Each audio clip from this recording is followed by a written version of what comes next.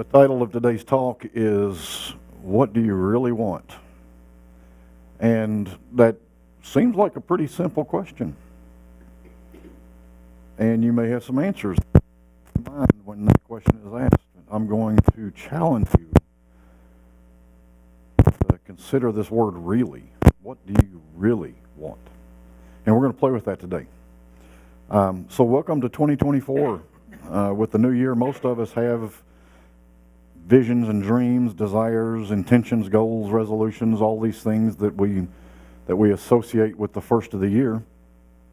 The other challenge that I have for you, besides considering the word really, is to consider the fact that every single day you can have new intentions, new goals, new resolutions, new desires, new visions, it's not just once a year.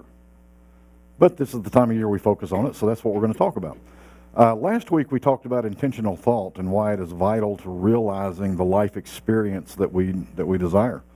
A very brief one-paragraph, two-paragraph recap of last week's talk is that thoughts create. Thoughts create. If we take nothing away from last week other than that, let this be the foundation that's going to assist you in creating the life that you desire. Your thoughts create. So we want to have intentional thoughts. And in order to have intentional thoughts, we've got to get down to, what do we really want? Last week I asked you to write down 5, at least, I'm not going to limit you to 5, but at least 5 intentions, or you might call them goals or resolutions, that you have for this upcoming year.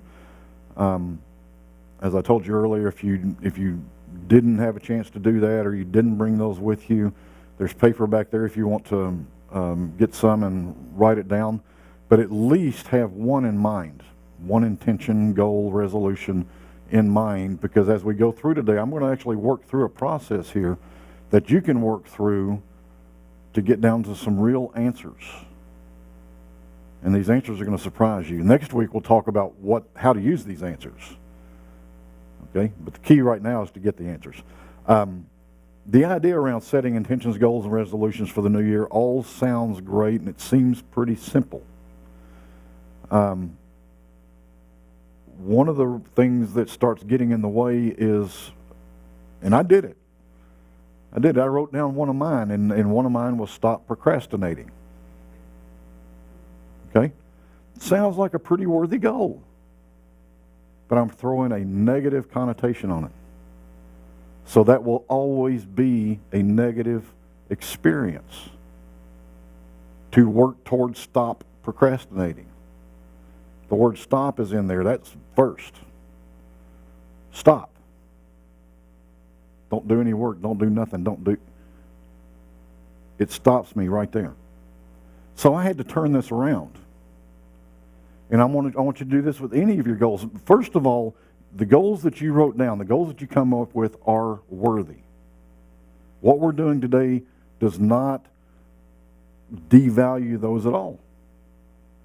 It's actually going to help empower those. So first thing we want to look at is, how do we phrase that? Because wording actually does matter. Our brains they're quick. A perfect example, and it's been proven that in several studies, that when somebody is telling you something, if I were to say, Kathy, you're just as sweet as you can be, but, and then I added something onto it, her brain automatically deleted, you're as sweet as you can be. What it's saying is, I'm telling you this, but here comes the real truth. Okay? Your brain stops hearing. It deletes everything that happened before the word but. That's how powerful our brains are. So when we phrase our, like I did with stop, causes my brain to say, okay, we're done with that. So no matter what I do, if I go and make a list of all the things that I can do, procrastinating, shut my brain. Will not change to get to that intentional thought to have the actual results that we want. So we've got to rephrase these things into something more positive, more empowering. So for me, and somebody else might have had something along the lines of stop procrastinating, and you might have a different version of this than I do. But stop procrastinating, we've got to find the positive meaning of that. And for me, it is be proactive. It may be something different for you. But think about that. Stop procrastinating, be proactive. Which one do you think your brain is going to grab hold of and move forward with? Okay? So that's the first thing we've got to do with every intention and goal and resolution, is put them into a positive framing. So when we set these intentions and we want to demonstrate the positive results of the intentions, we must do 4 things. One is know what you really mean, and like I said, we have a process we're going to work through in a minute. The other is match the phrasing of each goal with the positive results we desire. That's what I just talked about. Stop procrastinating versus be proactive. Then we're going to create affirmations about being proactive, or whatever it is that your goal is. And that will be probably next week that we talk about affirmations. And then we figure out, and it becomes pretty simple after we go through these first 3 steps, then we figure out steps that we can take that align with the good of our intention. I'm not going to find ways to align with the good of stop procrastinating, but I will find ways to align my steps, my actions, my thoughts with be proactive.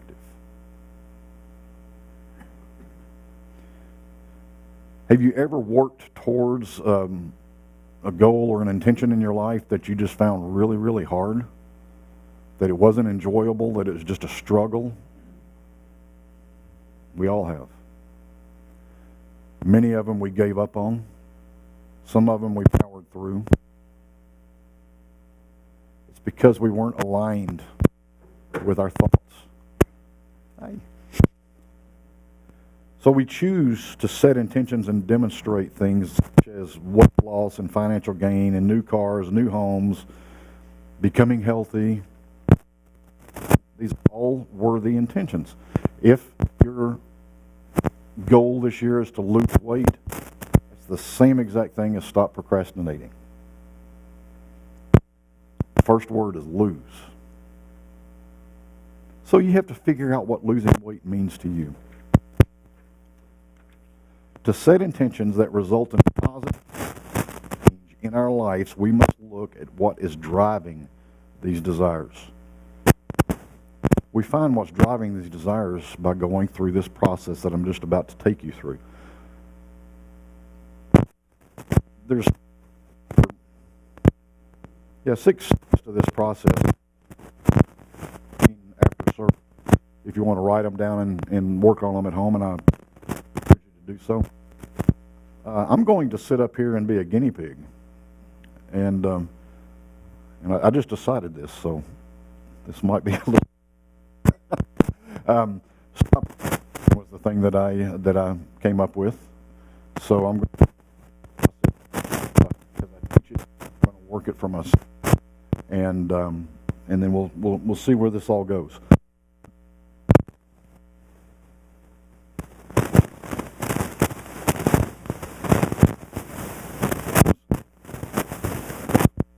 So, my first question, what do you want? What? That's the same thing you wrote down, be proactive.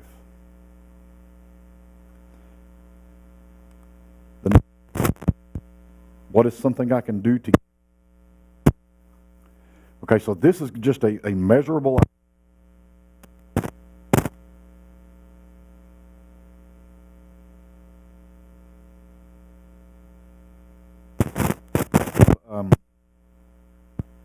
one of the things is to make work with my calendar, keep things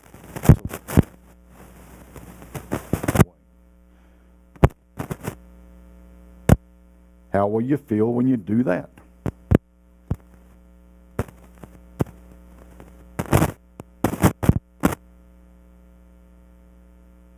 Forget about this, taking that first.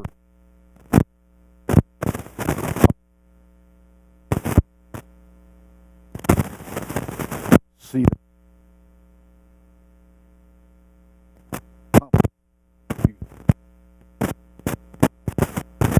so it's real hard to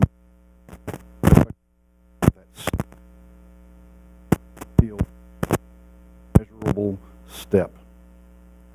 It's going to feel like I'm in more control. I'm in more control of what's going on in my life. From there we go to, what does this say about me that I accomplished this, that I took that step, I felt controlled? What does this say about me? Or, if you can't get there in your imagination, what kind of person do you have to be to take that step? Okay? Two different ways you can look at it. Sometimes it's easier to say, okay, well, to take that first step towards going out and looking for a new car, I would have to be somebody who desires this, or somebody who is confident enough to do it. You know, you get the picture. What kind of person, or what does it say about me that I can accomplish that? In this scenario, for me, I would feel organized. And that brings us to the next one. So what I really want, it's not so much to be proactive, it's to be organized.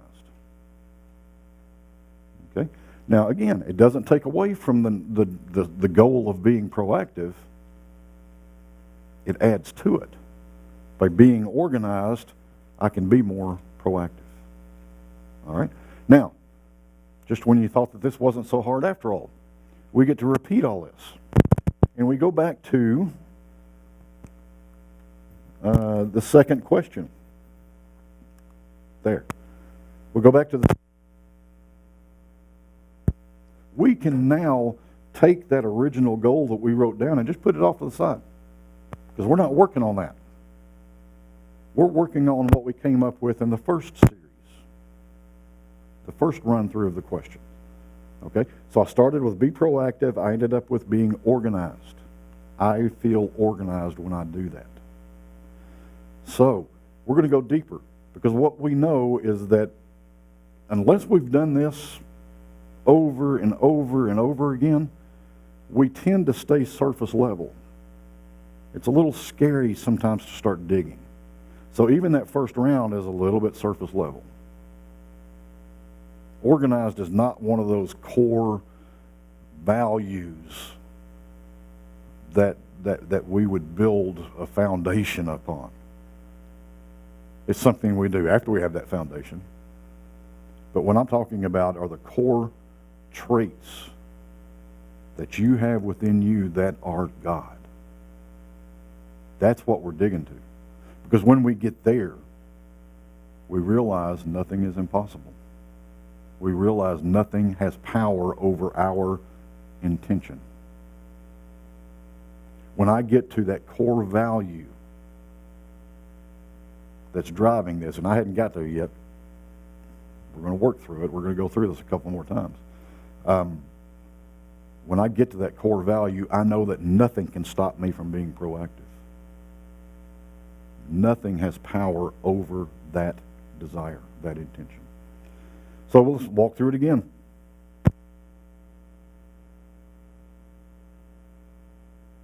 Organized. Prioritize. I can prioritize my projects, my thoughts. And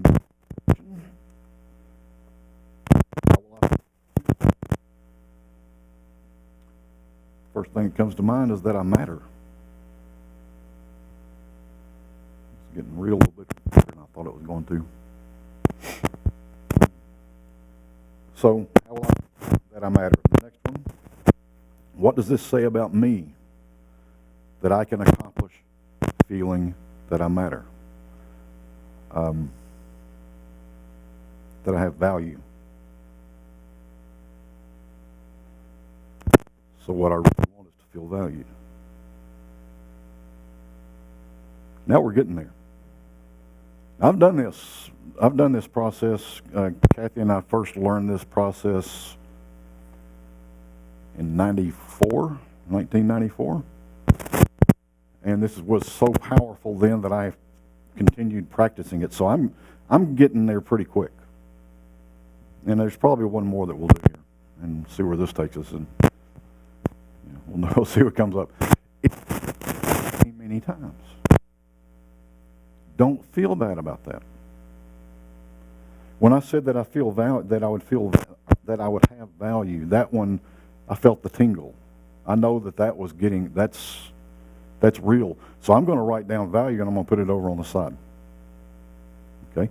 And I'm going to go through this one more time and see where we go on this one. And that's the trick. You want to do this until you feel something. When you feel something that resonates within you, you know it's real. You know it's real. And it will serve you to open awareness to it. So value, I've put over here. Organized, that's something that will help on the path. Value is something that truly holds some meaning in here. So we're to what is something I can do to feel valued? One of the things that I've kind of let slip that obviously now I need to bring back into my practices is meditation. Meditating on truth. Meditating on my values. Meditating on not only my truth, but the truth of my surroundings, my life. How will it feel when I start doing that? The word that pops to mind is empowered. Empowered. What does it say about you that I accomplished that? Loved. Yeah, loved. What I really want is love. Those two hit pretty good. I felt both of those. Go through this process until you have a tingling, an emotional bond, a warmth. This might take some time, but would you rather take a little time now identifying some things that are going to than spend all year long wishing that you would have done something to help you get to your intentions? So for me, valued and loved are the two key. Because once you get to love and feel it, you're not going to go a whole lot deeper than that. You can try. I'm not going to stop you. I don't want to limit you. But I would like for you to do this process with every one of your goals, your resolutions, whatever they are. Take the time to do it. Do yourself the favor and the service to do it. Identify a couple of key values for each. Because what I know is I can now take valued, I am loved, and that can empower my journey towards being organized, or being proactive was the original. Being proactive. See, if I don't identify those and I'm feeling devalued or unloved, no matter what I set my intentions, my sights on, it's going to be a struggle at best. Because I don't feel worth it. Who's to say I'm worthy of it? So this is what our minds do to us. This is what ego does to us. Our truth, our essence, are those keys, those core values. Value, love. Now, if you do this with 5 of your intentions, you may come up with 2 different words for all 5. That's fine. You may find that some of... Now the trick here, as you're going through these questions, and what's next here? I don't remember. Okay, so you're repeating questions 2, 3, 4, and 5, okay. There's another slide. I'm going to scroll through here because there it is. That's all 5 questions.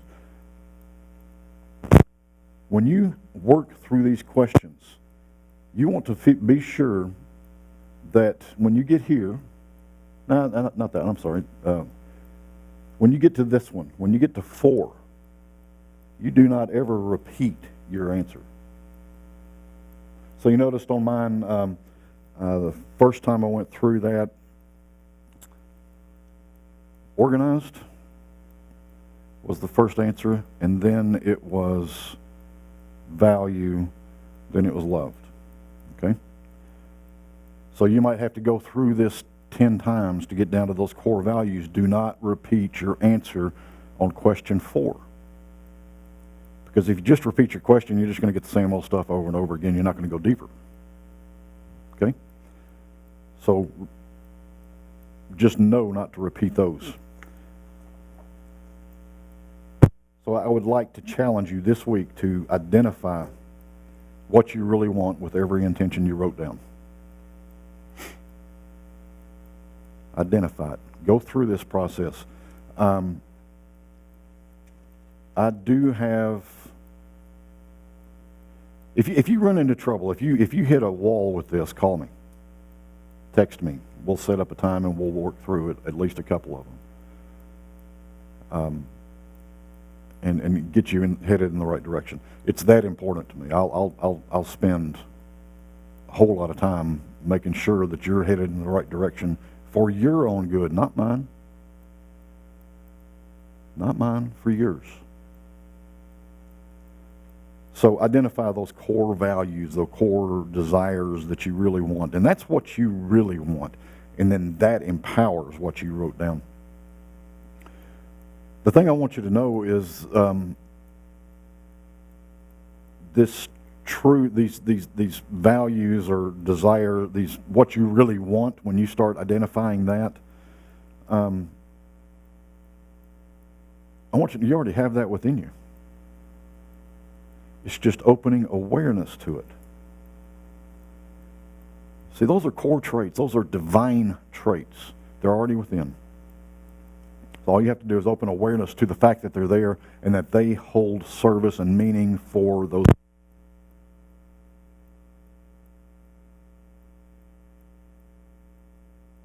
To get there.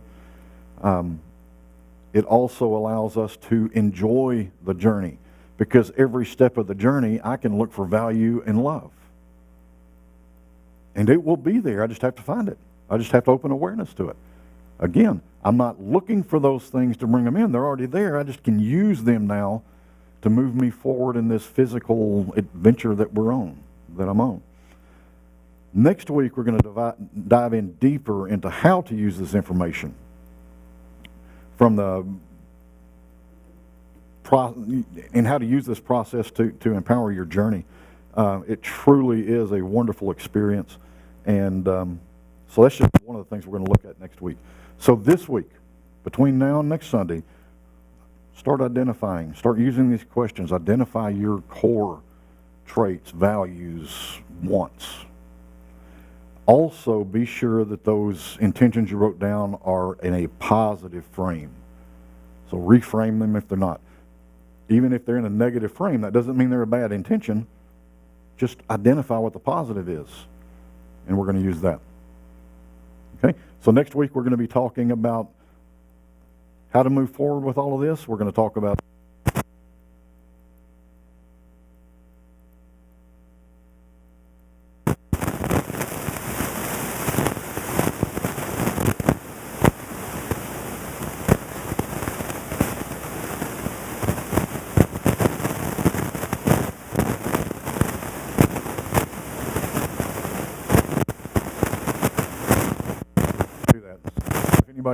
if anybody wants to mail it to you, just make sure you